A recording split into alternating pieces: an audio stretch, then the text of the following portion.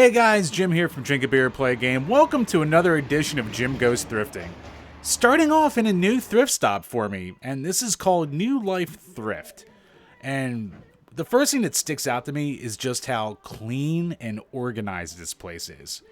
Like, as you go from room to room, and even the big warehouse areas, just everything's organized so well, and it just has an overall clean look to it. Like, it could have easily just been a lot of clutter, but it wasn't. But knowing me, I care about the games, so let's hit the electronics and see what's in there. And yeah, not a lot of electronics I'm interested in. Like, this is kind of cool. It's like the middle mind body part for a turntable set.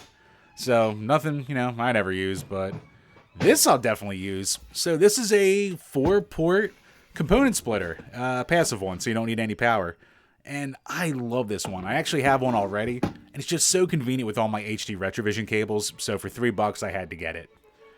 One thing I was really close to wanting was this Connect set for Mario Kart Wii, a thing that I had no idea existed. But just look at it. It's got Shy Guys, it's got Mario and Donkey Kong, but it's not complete, and you had to ask an associate for service. So they didn't have any kind of price on it. I would have had to take it to the desk and deal with all that, and I wasn't going to buy it anyway, probably, since it wasn't complete, but without having a price, and I don't want to haggle, so I kind of just didn't bother, but looked cool. So I hope to have more luck in the games section, and for all the media, all the movies, all the CDs that they had here, they only had 2 games, and it was these 2. So Animal Crossing Amiibo Festival and Madden 11. Oh boy, and I already have both of these, so even less exciting. And of course, one last piece of gaming, a Rock Band drum set. I don't know if it fully works, but $40. Is that what these go for these days? Are these that sought after now? I remember when you couldn't give them away.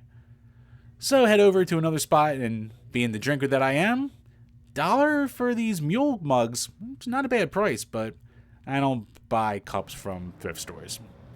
Just kind of skees me out. So, moving on to another Goodwill that I don't go to all the time. It's like a relocation of one that I used to have so much luck at. But going in there, I do what I always do and head right to the electronics section. And there's a decent selection in here this time. So there's a ton of games which, depending on the Goodwill, they either put them all online or they might actually have something. But unfortunately, it was just all sports stuff, nothing that I was excited about or didn't already have. That's cool though. That's like Retrobit's first clone NES console. So it's just a clone NES. They were selling it for $20, so I don't need another NES. And I don't need a $100 Dreamcast either, because you never know if the screen's actually going to work on that, if the laser is. And then a PS2, which is always cool, but I already have 4 PS2s, so, whatever. And moving on, I see this. I'm always interested in plug and plays, and this is a Sudoku plug and play with a dual D-pad number pad combination. It seems way more intricate than any Sudoku machine needs to be for $3.49. So, yeah, that's weird. Didn't get it, obviously. So moving on to a brand new Goodwill. And so new it doesn't even have a proper sign. It's just got this banner here. I almost missed it 4 times. So going in there, it's gigantic. This is a drop-off center all the way. One of those ones that's really well organized, but has a ton of stuff. So going right to the media section and looking around for some games, and yeah, they actually have some stuff. Some Wii stuff, some Wii junk, some PS3, and hey, some PS4. Now, I don't own a PS4. At least not yet, or a PS5. But I'm still in that mindset where I don't want to pay more than $3 for a game in a Goodwill, even though most Goodwills by me don't even have games anymore. So I should be happy with what I can get, but $7 still. Kind of a little iffy at that point. So looking around in another section, and Gran Turismo 2. There's a classic for you. As long as it has the games in it, so always check the games at Goodwill, because you might wind up with George Isaacs in one side, and Deaf American in the other side. Danzig. Okay. But yeah, Danzig's cool, but I want a Gran Turismo. So a $5 game case does not interest me. So looking around at the games, they had some more PS4 stuff over here. And not bad stuff, like, Metro, and I'm a big fan of MLB The Show in general, but I have this thing with my collections where I will buy any game, even if it's for a system I don't own, that has a Philly sports player on it. So Bryce Harper was the cover star for this year, and at first, I wasn't going to get it because, again, $7 for it, for a game for a system I don't own. And so, yeah, saw a couple Wii U games, but it was all Skylanders crap. So, the first time I was here, I actually wound up putting this back. And hey, Watch Dogs. But, yeah, I put it back thinking the GameStop would have it for like $2. And so I went to GameStop, and I was wrong. $14. So, yeah, I actually wound up going back to this Goodwill and picking up MLB The Show. So, got me my Bryce. But looking around some more, this cool racing wheel for PC. Well, it's got an MSRP of $50 on there. And Goodwill is selling it for $40. So like a 20-year-old wheel, taking a full $10 off. Thanks, guys.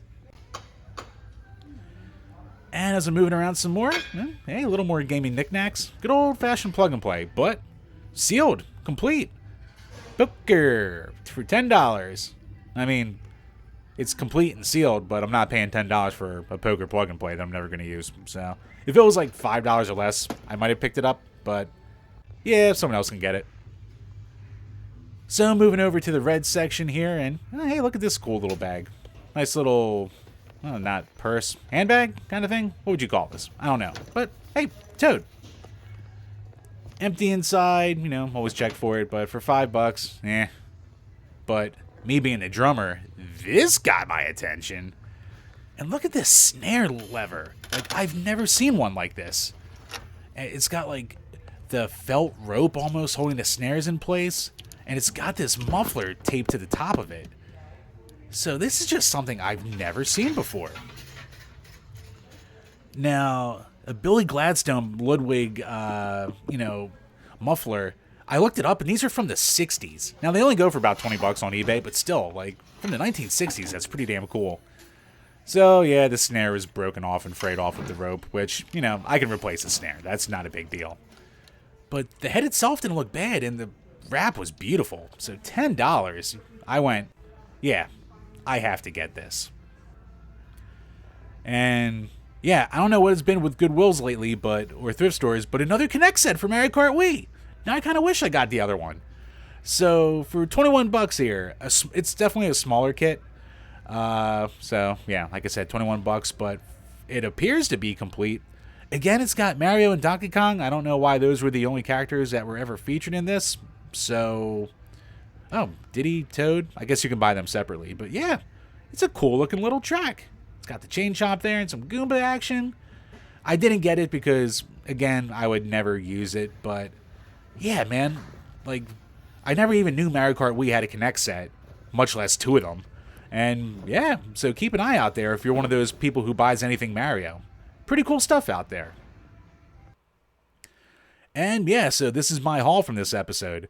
A snare drum that I will definitely use, a splitter that I will surely use, and of course feeding my addiction for Philly sports player games. So yeah, some cool stuff starting to show up again at thrift stores. People are starting to dump out their houses again since restrictions are lifted. So might be the time now. Go out there, see what you can get. And as always, guys, hope you enjoyed this video. If you did, make sure to leave a like, leave a comment with your recent finds.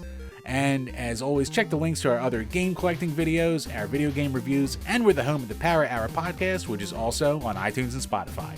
Until next time, guys, cheers.